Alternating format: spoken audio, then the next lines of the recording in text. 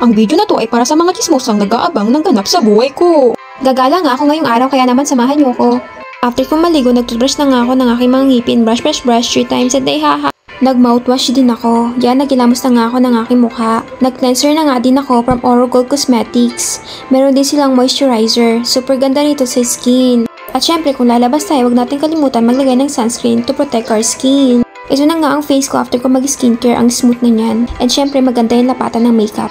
Nagayos na nga ako at nagbihis. Yan, nagpapabango na ako. Paubos na nga yung pabango ko. Nagbook na nga ako ng rider.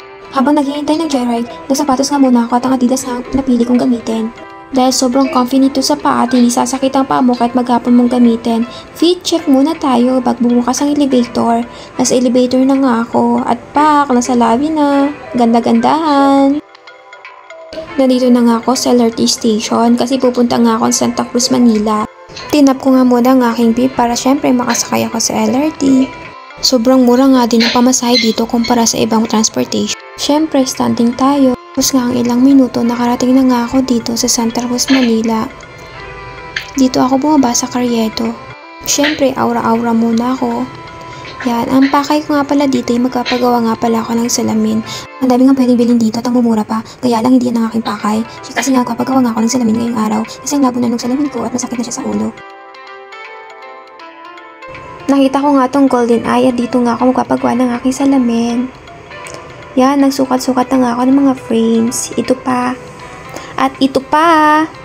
At ito pa.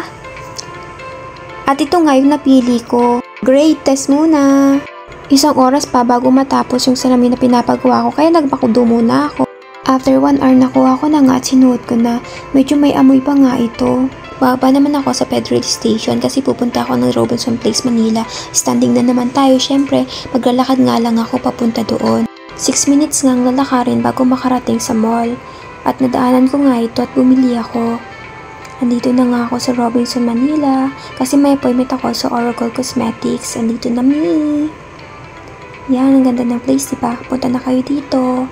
Umakyat na nga ako sa 3rd floor kasi doon gagawin yung facial ko. Ito na nga ako. Start na. Ang bait ng staff ng Oro Gold Cosmetics. Approachable sila at aalagaan talaga nila ang skin mo. I-help ka nila ma-overcome mga insecurities mo. Tinatanggal na nga yung mga makeup ko. Yan. Tapos i-cleanse nga nila yung mukha ko para matanggal talaga yung mga makeup. Deep peeling naman ito. Yan. Scrub lang. Ni-steam na nga mukha ko para lumambot yung mga whiteheads ko. Yan. Tanggalin na natin. Sobrang dami nila. Yan. Vacuum pa. Ito natin.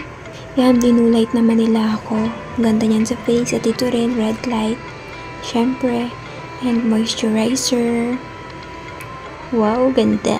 Ito na nga ang face ko after ng facial. Wow. After ko nga magpa-facial, pumunta nga ako dito sa time zone sa 4th floor. Ang ganda nga, marami silang games dito. Mag-videoke nga sana ako pero naisip ko ako lang mag-isa, boring ako. So, tinginan ko na lang yung mga mag-jowa dyan.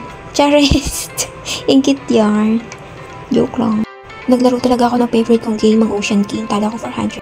Dumiretso na nga ako sa supermarket kasi wala na nga akong pagkain sa bahay. So nag-grocery muna ako bago ako umuwi. Yan yung mga pinamili ko, puro mga gulay at meat. Pauwi na nga ako at tumating na nga ang Grab driver na binook ko. Yan. Let's go home. Hanggang dito na lang.